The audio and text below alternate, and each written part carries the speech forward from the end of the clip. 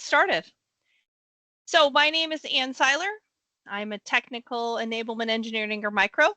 I hope I have met many of you. I work with a lot of partners on their individual deals, helping them size, scope, build the configurations, things like that. If you've done GreenLake, chances are you probably have spoken with me.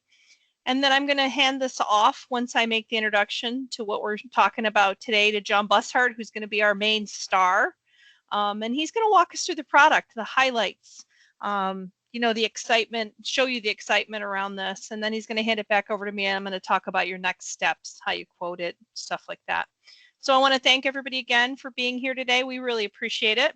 We are here today to talk about HPE VM Essentials. So this is what came to mind when I was putting the slides together. I feel like I'm the coyote, or I think our partners in general, you guys can tell me if I'm saying the right thing, feel like the coyote, right, that just had the TNT explode. So Broadcom's purchase of VMware has at the very least been disruptive to the market.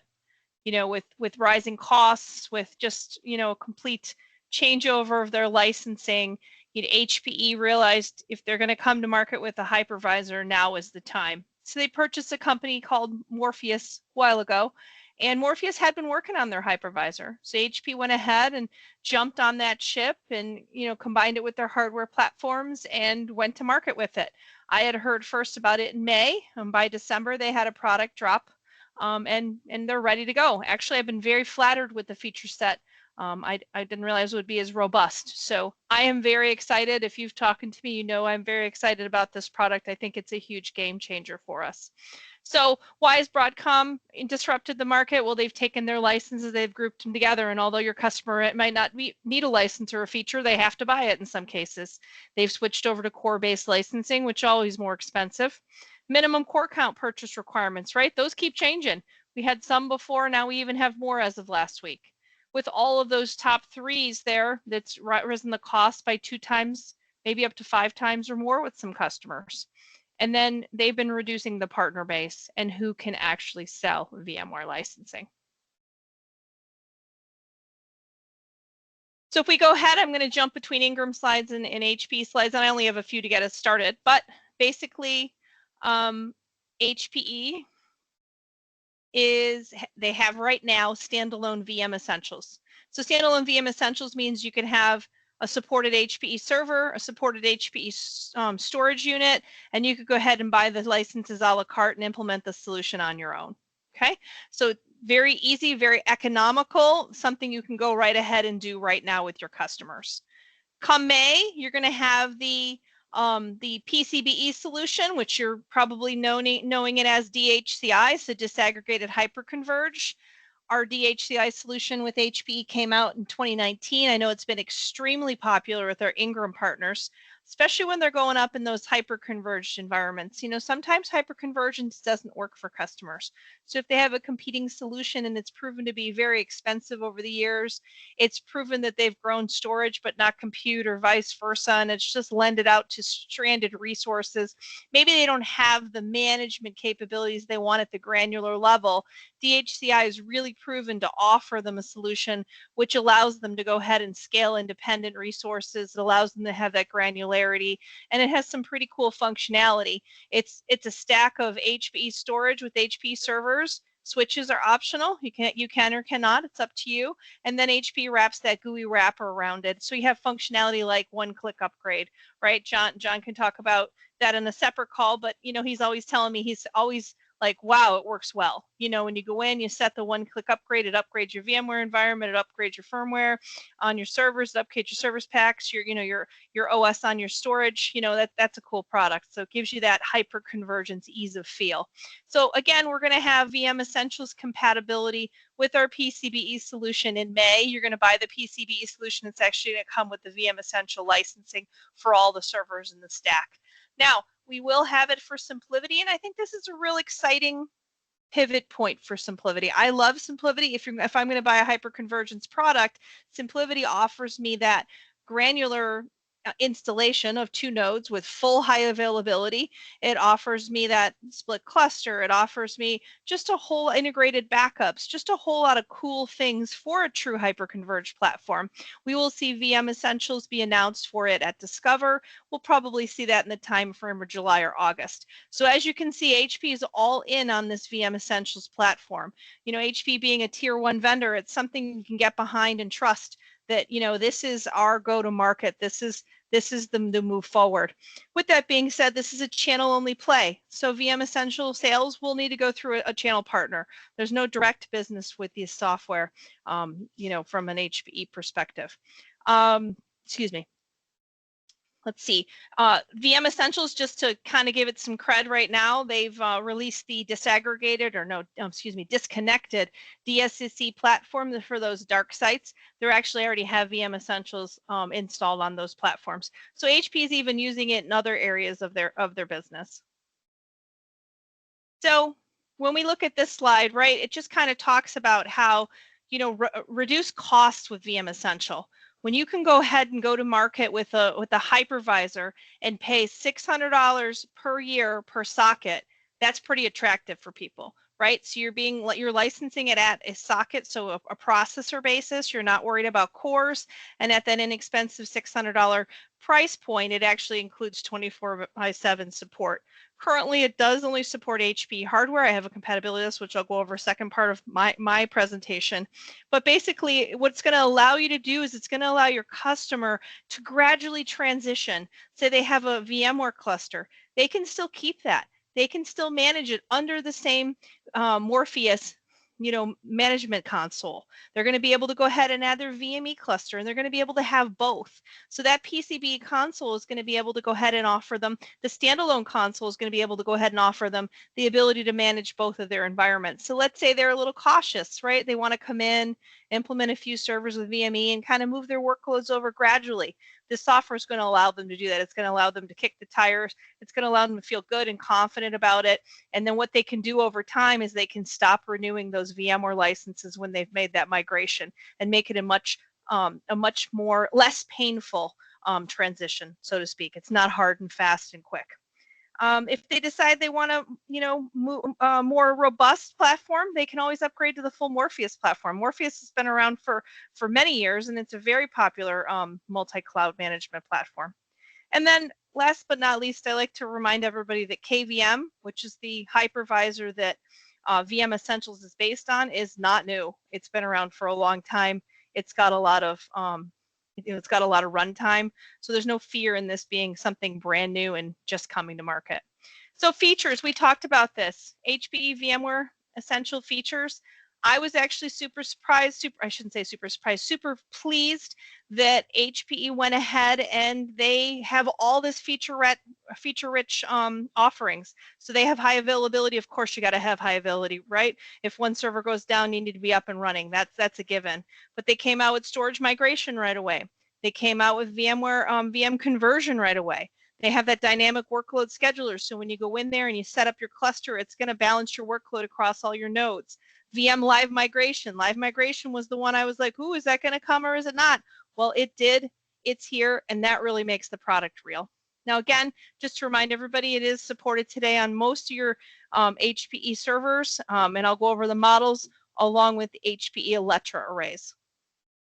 Some other features, it has some integrated virtual machine snapshots.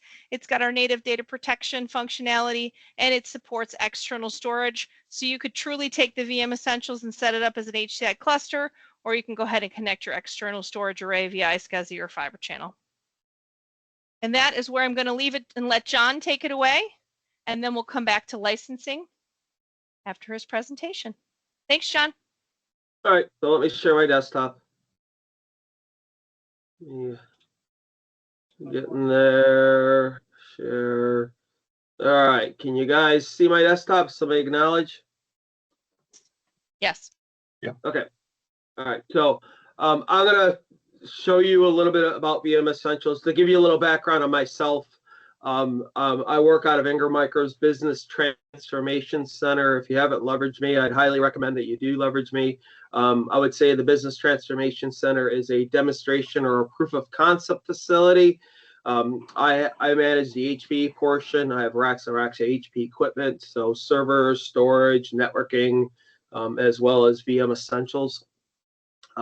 I can do these kind of point and click demonstrations that I'm going to show you right now, but I have hardware. However, you can leverage that hardware to be successful within your environment, certainly reach out to me and help me. Now, I've been doing this role for about, I don't know, 15, 16 years. I would say before that, I would be most closely considered a virtualization technology consultant. So when VMware was a twinkle in everybody's eyes, I was getting involved with ESX 2.0 and GSX 1.0, if you remember that. I also spoke at other virtualization technologies such as Hyper-V, as well as Zen Server at the time. More recently, since the Broadcom excitement started happening, I started looking at other platforms. So certainly Nutanix, Proxmox is out there, CPE and G I've looked at, and none of them have kind of what I would say the features that this product I would say has inside the environment. So first off, you don't necessarily need to buy any equipment. You can install this on existing equipment in your customer's environment as long as it's on the compatibility list. I would also say that you don't have to, it integrates in with shared storage very well.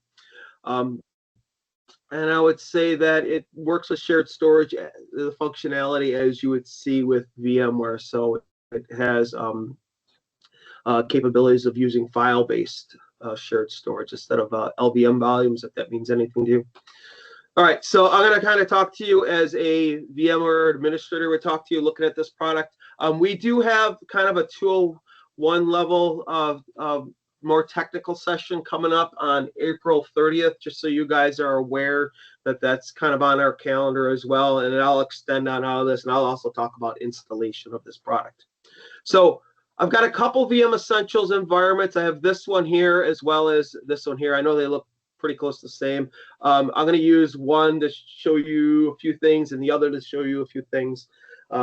First, I kind of want to get your head wrapped around what we're looking at. So this would be the VM Essentials Manager. This would be a subset of Morpheus Platform Ops. I would say if you're thinking VMware, think this is kind of your VMware vCenter server, if you will, but for VM Essentials. As a matter of fact, this is a virtual machine. If I go under here, under incidences, this is actually the incident that contains this virtual machine inside this environment. Now, with this environment, there is a hierarchical approach to management, so you could certainly have different users and groups in order to be able to manage this environment. It also has cloud-based management, so think in the bigger world of Morpheus, where we can manage all kinds of things. So public cloud, private cloud, Nutanix, Hyper-V, everything. Now, this product has a subset of managing both VMware environments as well as VM Essential environments. Right, and then underneath we have clusters, which is explanatory, compute, which are servers itself, and networking. What I will say is the networking features in here, I'm comparing it to VMware, would most closely resemble a distributed switch. Now, when we look at storage on this, we do have storage that would be at, I would say, an infrastructure level. That storage be available to both VMware and VM Essentials, but that's really used for image repository as well as backups. So this product does have backups that are integrated in with it. I will show you a little bit of that as we kind of go through all of that as well. Now, there's also storage that would be presented to a cluster level, and that would be like your iSCSI storage or NFS storage or something like that, and that's where your virtual machines would go on. At any rate, let's show you some things. So I definitely want to get your head wrapped around one thing that's a little bit different with this product, and that's incidences. So I'd say probably more often than not with this product, an incident will contain one virtual machine within it, but it can be multiple of the same virtual machine or virtual machines that are configured exactly the same. And I think usually people can grasp this concept a little better if we look at the bigger Morpheus product, where you could manage containers alongside virtual machines, but you might have an incident that might have 100 containers that run a web server like Nginx or something like that. You want to manage that as a single entity.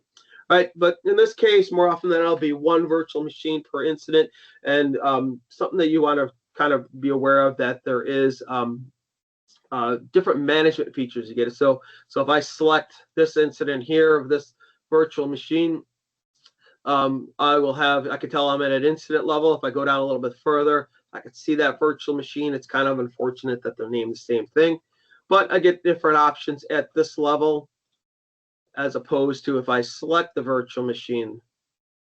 All right, I get different options over here. So it's just something to be aware of. But in both cases, I do get access to a console here. So I'm going to open up this console real quick. Now, I will say that, and this is a functioning virtual machine, right? And I could disconnect this console and open it up in a larger screen.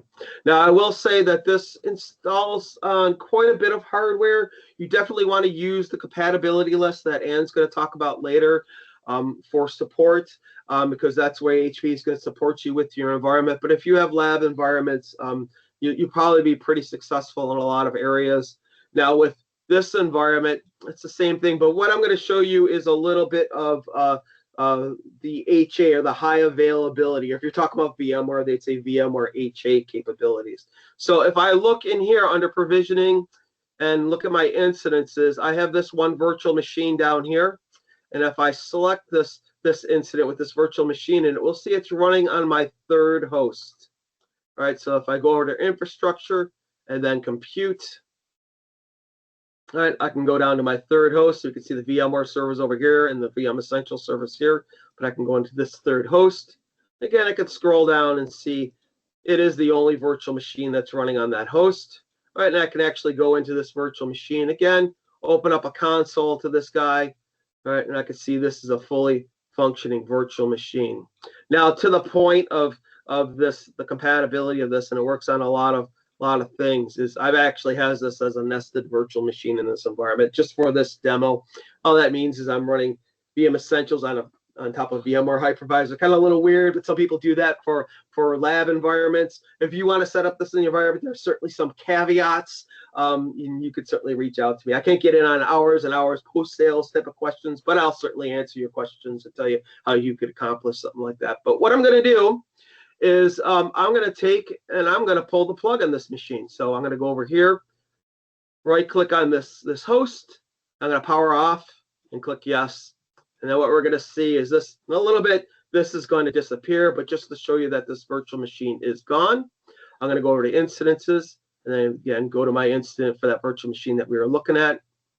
I'm going to open up a console and we'll see that that console no longer works. So I would say that this will react pretty much as quickly as VMware's HA does relax. Keep in mind this is a nested virtual machine, so it might look a little bit longer than normal. But we're going to come back to this, and we're going to see that the host has failed inside the environment, and we'll also see that the virtual machine will power up another host. And then if we're lucky through the course of this, I'll power back on that host, and we'll see that the DRS feature will move this virtual machine back to that host as well. So anyways, while we're waiting for that, why don't we look at some other features? So I'm going to go back over to this cluster. Let's talk about actually deploying a virtual machine inside this environment. Right, so now I'm at an incident level. I could click add over here to deploy a virtual machine. Now, I'm going to need to install that from something, so an ISO or clone a template or something like that, and that will be done within the library. Now, this is one of the things that will add to your VMware environment if you choose to manage VMware in this environment, is you could add automation tasks inside that environment, right? And we could run different code, and every time you see this code piece here, think of like a variable for like if you're going to program something. But we could run shell scripts, we could run PowerShell scripts, we could restart a machine, but we could create these and then schedule them if we wanted to, or apply them as we deploy things. Also inside the library, we get virtual images, and I have ISOs listed in here, but these could be virtual machine templates. We'll also see as I restore virtual machines from backup that they'll show up in here as well as a template, and then they'll get redeployed inside the environment. But I just want to show you that, just so you're aware that I already have these ISOs in here. So when I go over here to provisioning and incidents, and I click add an incident, I get to choose if I want to deploy inside an HPE VM Essentials environment or a VMware environment, because I do have a VMware vCenter integrated in with this. But for right now, I'm going to do VM Essentials, and I'm going to click Next. Next, I got to click a group. So group rights, users, and ownerships, who can do what inside environments assigned to there. We can assign a cloud. So in this environment, the cloud would either be a VM Essentials private cloud environment or a VMware private cloud environment. In the bigger Morpheus environment, that could be Nutanix, that could be public cloud, Azure, AWS. We're also going to give this guy a name, and I'm just going to call this something silly. I'm going to call it delete me so I know how to get rid of it later on. All right, I'm going to click next. Right, I'm going to deploy a single virtual machine, but again, think about incidences where I can have multiple virtual machines that are configured the same way. This doesn't have to be a single. I can configure, as many virtual machines as I want. And then I'm going to select the plan, and basically that's how much virtual RAM as well as virtual CPUs. And I'm going to deploy something small with just 2 GB here. Right, and I'm going to give it only a very small hard drive, like 40 gig. And I'm going to choose what storage I'd want to place this on. And I'm actually going to store this on my Electra MP. So they support Electra MP via iSCSI. But again, and we'll talk a little bit more about the supported options that are out there. I'm going to select my network, my VLAN. We'll just do 81. And then I'm going to select my image. That would be from my image library. And I'm just going to do a small Ubuntu server. All right, I'm going to click next. Right, and again, I can assign those tasks, those automation tasks that I showed you out of the library. We're going to click next again, and then I'm going to complete, and then we're going to see this virtual machine begin to deploy, and here it is, and we get a little rocket symbol, and we'll be able to come in there a little bit later and see that we can actually answer the questions that our operating system will ask in order to be able to complete a deployment within an environment. And after that's done, I could actually convert that and put it into the library and use it as a template. So you'd want to think about a machine that you created, added all your corporate standard software on there, antivirus, firewall rules, and things like that. And then you can convert that into template and use that over and over again within your environment. Oops, excuse me. All right, so let's do some more interesting things. Let's go down and let's look at, we'll go to this machine here. All right, so I've got this virtual machine. It's called Move Me. I know it looks a lot like the other one, but if I go over to a console here, we can see that this guy is a different virtual machine, right? And I can interact with this guy. So what I'm going to do is I'm going to do a migration, a live migration of this virtual machine from one host to another. So again, if I take a look at that virtual machine here, right now I'm looking at not an incident, but the virtual machine itself, because I'm looking at compute and the virtual machine. All right, so I'm going to take and migrate this. Right now, this guy is sitting on my second host, so my VM Essentials 2 host. All right, now I'm going to move this over to 1, so HPE VM Essentials 1. So I'm going to go under Actions. I'm going to do a Manage Placement, and I'm going to change my host to VM Essentials 1, and then save those changes. All right, and that's going to start its migration. Now, with VMware, normally on the bottom, I would get a little taskbar that kind of shows me what's going on inside my environment. With this solution, what I'm going to do is scroll down. I'm going to go to History, and then here we could see that migration is happening. And if I want to get more information, I can click this little caret as well as this information button, and that will populate in a little bit. But we'll come back to this, and we'll see if that has kind of started its migration on or it's finished its migration, and we're looking for it to be on the VM Essentials 1. So let's go back over here to my first cluster, and let's see if our server has failed yet. So it looks like it is down. Looks like the server has failed. So let's go look at our incidences and see if our virtual machine is powered up again. Oh, it looks like it's paused actually this time. All right, so it looks like it's suspended. So we'll have to wait a little bit and see if that restarts for ourselves in the environment, but it should in a little bit, and we should see that start up. All right, so let's go back over here and let's look at a few things. All right, so we'll try some other type of technologies that are available. So I'm going to go back to incidences. All right, and I can look at, maybe we'll do a storage vMotion. So right here, we can look at a storage migration. So I'm going to select that. So this is moving virtual hard drives between different storage mediums inside the environment. So like a storage vMotion, if you're talking about VMware. And the way you go about doing something like that, again, we're going to go down to the virtual machine itself. Right, and right now, this guy sits on, if I look at storage, this guy's sitting on local storage. All right, so I'm going to move it to our Electra MP-based storage. And I'm going to do that by scrolling up here. I'm going to go under Actions. I'm going to do a reconfigure on this guy. Right, and over here is my virtual hard drive. I'm going to change that from local to our Electra MP. I'm going to click Reconfigure. and we can see that we've got to resize. And so that's a little bit misleading, but what that's doing is it's migrating its virtual hard drive from the local storage over to the shared storage. And then once again, if I go down to history here, you'll see that migration is happening right here. All right, so while we're waiting for that, why don't we go back to our traditional live migration. Let's go take a look and see if that is finished yet. So I'm going to go over here. Oops, not the file server, the other guy. Let me try that again. All right, let's go to this guy, and we will see that this guy is existing on EM Essentials 2, so it hasn't moved quite yet. All right, are we done yet? Oh, no. Oh, it looks like it has moved. There it goes. So it's over on 2. I thought I'd move that to 1, but okay, so that's migrated. All right, so let's go back and let's take a look and see some other things that we can do. So once I get things like DRS, high availability, live migration, storage vMotion type of capabilities, I've got the basics of what my virtualization platform should do, right? And what I want to do at this point is think about backups and how I can perform backups within my environment. Now, there are third-party vendors that are working feverishly to integrate their backup solutions with this, but there is certainly backup technologies that are built in. So there's 2. I would say there's snapshots, and I don't consider necessarily snapshots to be a full backup, but it does allow me to take quick point-in-time capture of virtual machines before I make changes or apply updates or service packs or something like that, right?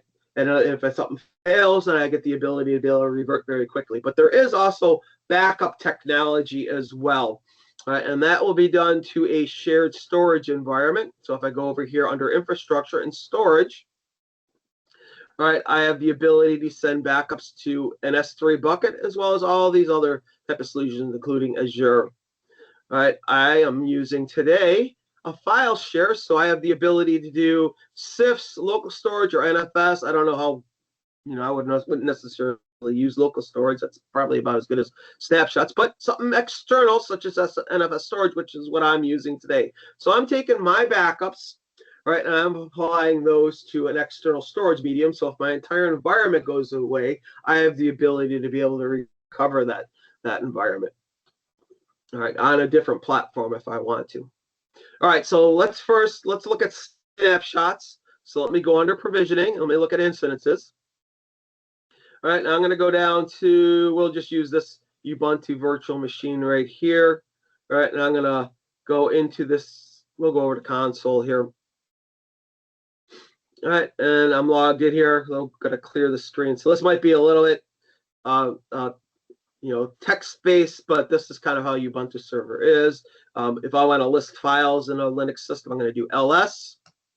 All right, and you can see I've got a few files that are listed up here, and if I want to remove files, it'd be rm, and then the nuclear option would be a star. So I'm going to be getting rid of everything. So if I hit enter, right, all those files should be gone. So if I list files, they'll be all gone. Oh no, I need to get back my files. How can I go about doing that? I didn't mean to do that. Well, I'm going to use the snapshotting capability. So I had mentioned earlier that you get different options at an incident level as opposed to a virtual machine level. And at an incident level, I have the ability to look at backups. And again, backups can be snapshots or they can be traditional backups. And I don't have any regular backups on this. I will show you a restore of a virtual machine from a backup, right? But I'm going to restore from this snapshot right here. So I'm going to click this. I'm going to revert. And then when we come back, we should see that will have reverted to that. So let's go back and look, and we can see the reversion happen over here. So let's go back and let's look at our storage vMotion to see if that's moved on over, or our storage migration in this environment. I guess I shouldn't use storage vMotion. That's kind of a VMware's term. But at any rate, if I go down to this virtual machine. Hey, John. Yes. Darren in the thing in the chat says it, and I'm not ignoring anybody's chat messages. I'm just working with my marketing for all the answers. But this one's about you. It appeared that one of the VMs you moved earlier paused, and you said it would restart. What caused that? Does that happen on every migration? It doesn't. I don't know what started on it. Sometimes my nested VMware virtualized environment acts a little wacky. So I've got a feeling that, oh, nope, it's already up and running. So it did work. It just paused for a little bit.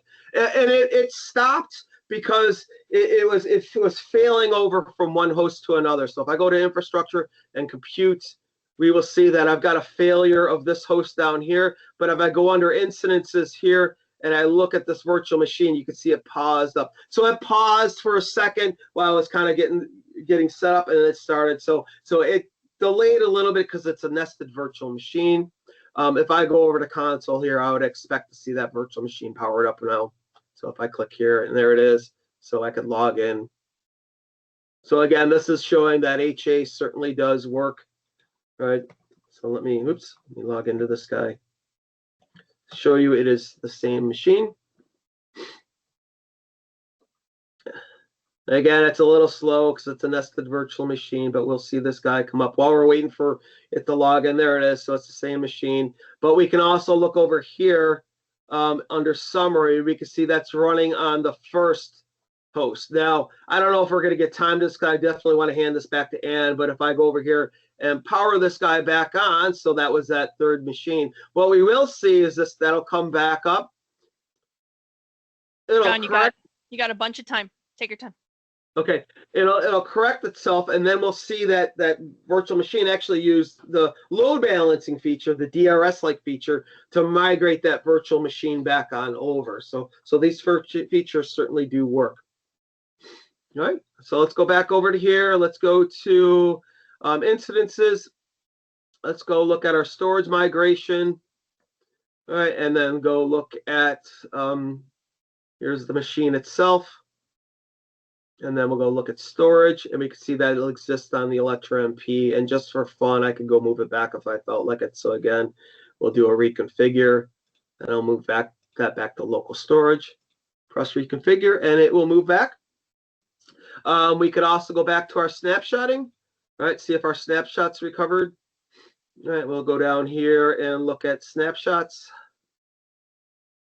All right, we'll go into the console of this virtual machine.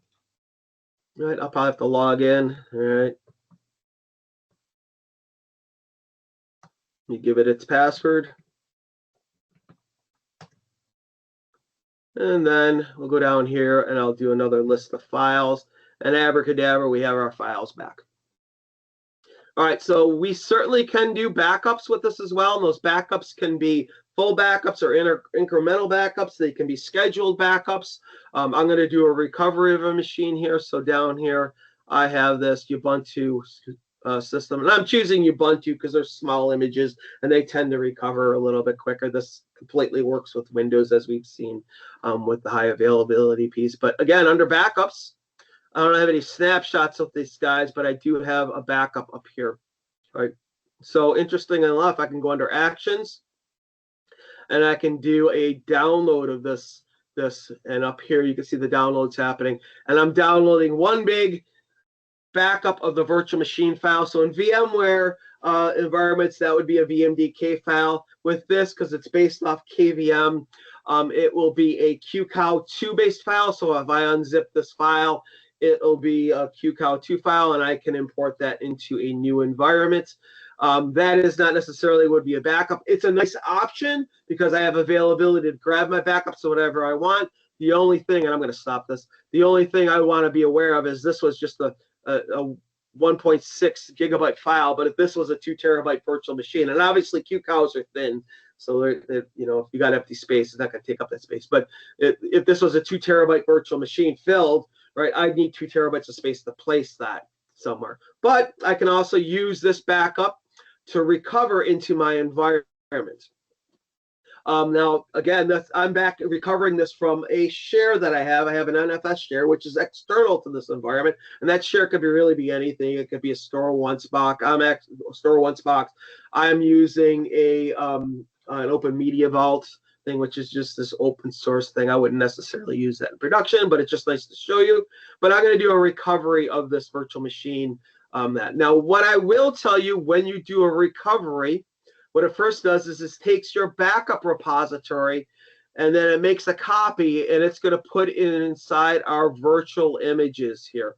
And then from there, it's a virtual machine template. And then from that, it'll recover the virtual machine into our incidences. That'll take a little bit. So I'm going to kick that off. So I'm going to go down to backup. I'm going to go over And to our backups John, here. I'm sorry, Go go ahead. ahead, buddy. I apologize. Nope, let me just go restore. Yes, my Restore apologies. new incident. We'll click restore. I'm going to give it a different name here. And again, I'm going to use that delete me. All right, I'm going to click next. All right, and I can reconfigure this. I'm going to click next again. This is a lot like a virtual machine deployment. And then finally next and complete one more time. Now, what were you going to say, Ann? No, I apologize. There's just a bunch of questions in the chat. I don't want to get too far behind, so forgive me for Sure, interrupting you. That's All the right, way. so I'm going to go bottom up. I agree with others. Okay, so never mind. I'm not going to go bottom up. All right, is a large number of snapshots as backups recommended? With VMware, there are typically performance issues with having too many snapshots, so I'd want to see if the same not. Now, my opinion is if you're connecting it externally to HP storage, I would leverage the storage snapshots. What do you think, John? I would say this. Many of the same rules that apply inside a VMware environment are going to apply inside a VM Essentials environment or a KVM environment. So I would say use your snapshots, but you want to get rid of those after you use them. Don't keep them around for a long time because yes, you know, if the snapshots have heavy deltas, you could get performance impact on a heavily loaded virtual machine. Moving on, I will be interested to see the support for third-party backups. So right now, Commvault has been extremely aggressive in getting this software qualified with their automated integrated backups. Cohesity is also on the ball. Veeam is right behind them. John, there's some limited Veeam support now. Can you talk to that for me, please? Yeah, so what Veeam supports today, or what HPE supports today, and there's a white paper on it, is they support agent-based backups with Veeam. So that it'd be like if you're in Veeam and you're going to back up a physical host, a non-virtual machine, the tool that they use to back that up, you can put inside one of these virtual machines and back up. But again, you know, in time, they're going to become the first-class citizen inside Veeam. So if you've dealt with Veeam, you know you can go over there, you can integrate in, you know, like Hyper-V, Nutanix, even, you know, other solutions as well as VMware, right?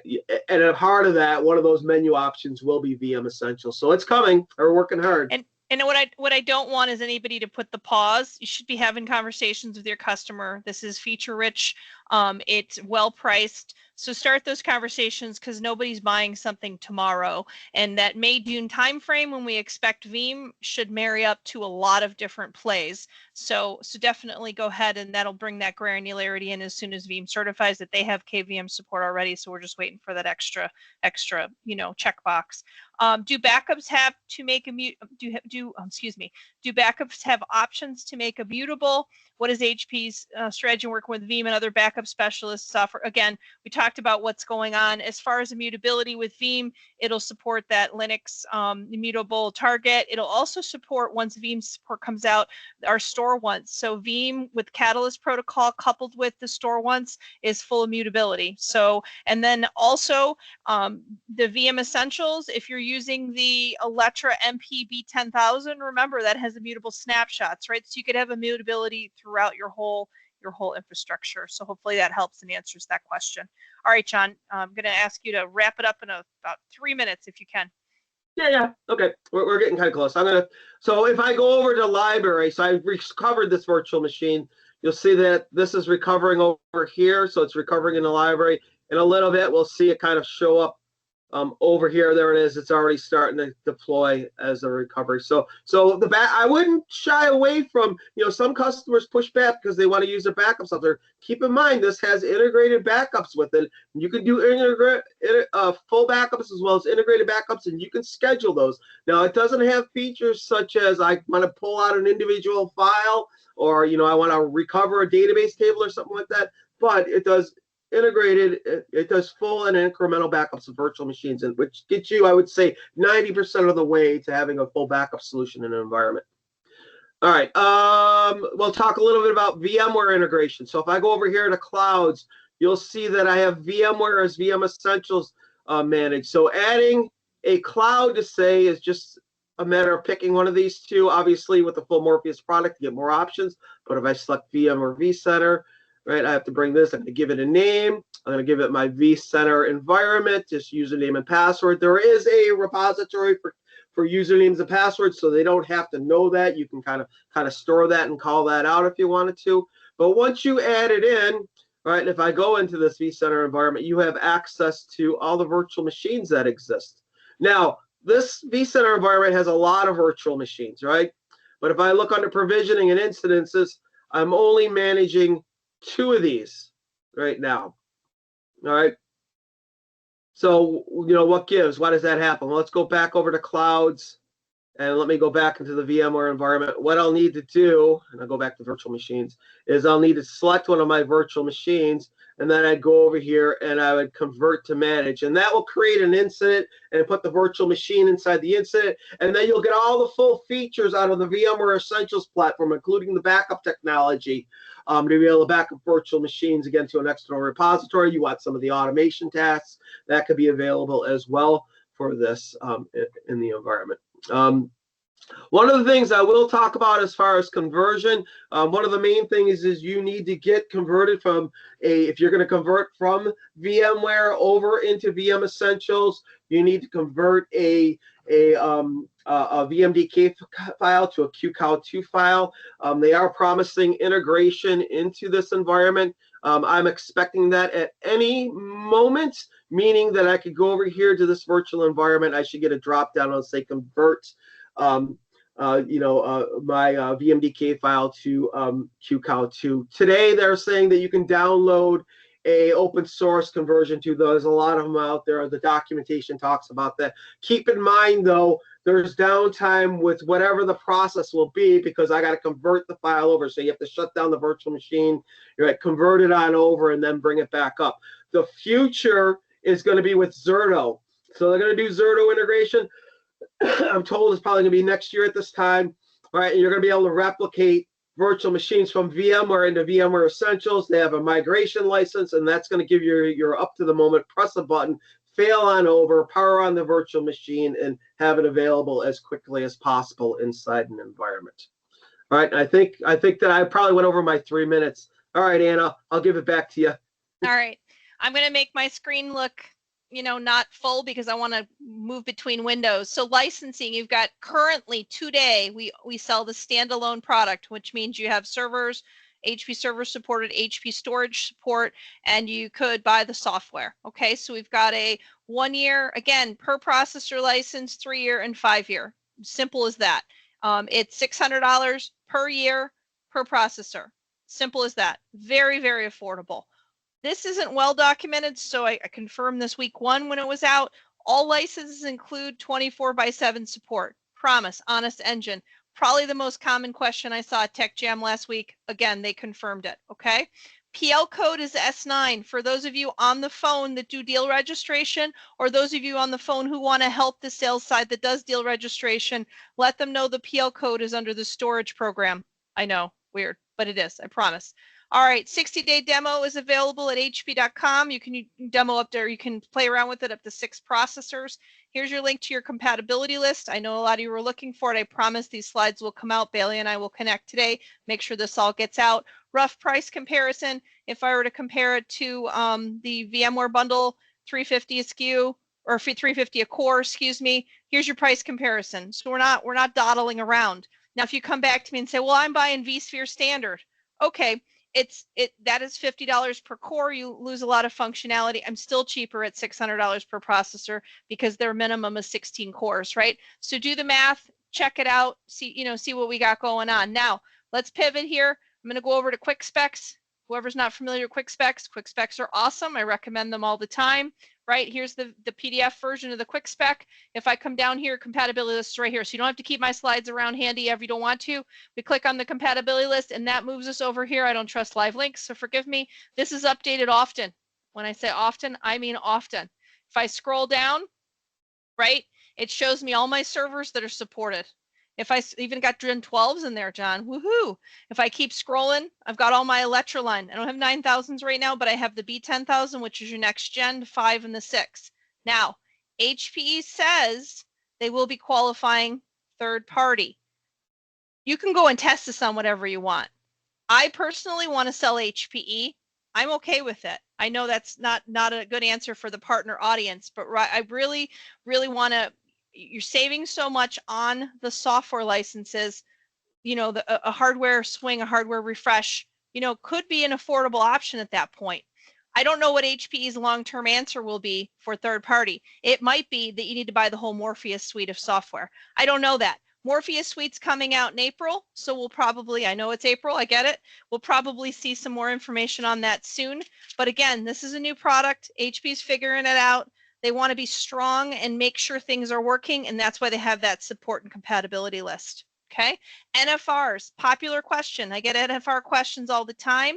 HPE had a couple boot camps. They're going to have more. If you finish the boot camp, you'll be eligible for an NFR license. More information to come on that. They don't have that on paper yet. No, that's coming. I talked to the category manager on Tuesday of this week. Okay. All right. With this being said, this CA, very easy. If you want to quote this, you put in the SKU, you can hit create, you can add it to a server, you can have it standalone, however you want to do it. That's how easy it is. You go in and quantify it, and there's no specialness to the license quoting. Now, we talk about how great it is. Excuse me. Prerequisites. You know, for the standalone license, you got to know a little Linux, okay? John can do demos for anybody in your company, any end user. Please use him. His days are very busy. We want to keep him busy. I want to also call out 3 servers are your minimum, whether you're going to set it up as a hyperconverged, meaning your storage is internal to the server, or whether you're going to have external storage. 3 servers is your minimum. VMware's 2, so just want to call that out. The way the stack works, 3 servers is what they want to do for optimal redundancy. Internal storage for HCI or external storage for traditional implementation of servers and storage. Those are your, you know, you're gonna need storage somewhere, right? So those are your offerings. There's a pre-release program. This goes if you sold already or are selling a PCBE solution or a SimpliVity solution between October 25th of last year and April 30th of this year. You can actually have your customer go register for this HP Insider community, and they will be eligible for up to 4 server licenses of VM Essentials for free. So that's still ongoing. Take advantage of it if you fall into that window, or if you're going to fall into that window. Free is great, right? You can kick the tires and do what you need to do on it. As far as value proposition, I'll leave this slide in here. This is a quick hit on you know, just from Seismic. I listed the Seismic link. It kind of calls out all the points we talked today. I don't recommend that you walk in and start comparing features with VMware, right? You want to walk in and you want to go, hey, I have an affordable, feature-rich product for you. Let's talk about what you need, right? Your customer, even if they did need a feature, you know, they got to weigh costs at this point as we move forward. But this, you know, VM Essentials is very feature-rich, very advantageous, but you're going to want those feature slides, so they are at the end of my presentation. You can line them up. You can keep them handy. You can go through them at your leisure. All right, last but not least, Ingram's got a wealth of help here. Sorry, anyway, got stuck. All right, so forgive me. There we go. All right. So we've got a wealth of resources. Here's all our technical resources. You can call in, you can email us configurations, you can set up some time and bookings. There's technical engagement engineers, myself or one of them. We can help you on discovery, on sizing, on positioning, whatever you'd like to do. John Bussard, if you want to go ahead and you want to set up a demo with him, here's his email address. You're more than welcome to reach out. Demo, POC, hands-on learning, whatever you want to do on that. Now, we talked about deal registration. If that's not you and you're like, gosh, I need help on that, go ahead and reach out for our sales team, right? You can email our CTO team and go, hey, I need some help on deal registration. They'll jump right in there and they'll get it done. This product is available under GreenLake. We can sell VM Essentials. If you have a GreenLake deal you want to throw it on, we can go ahead and do that. So use your resources. We have a lot of them. We want to make you successful, and we're super excited about this product. So we're going to go ahead and I see the last question. MSAs are not supported. That is something that is on the immediate radar. The MSA people are hot about it. So we should see MSAs pretty soon. But I'm going to leave it at that. If anybody wants to come off mute, if your question wasn't answered, our questions ran away on us, please come off mute. I'm going to get with Bailey today. We're going to send you a link to the recording. We're going to send you the presentation slides, and we're going to go ahead and send you the invite for the part 2 of the webinar later this month.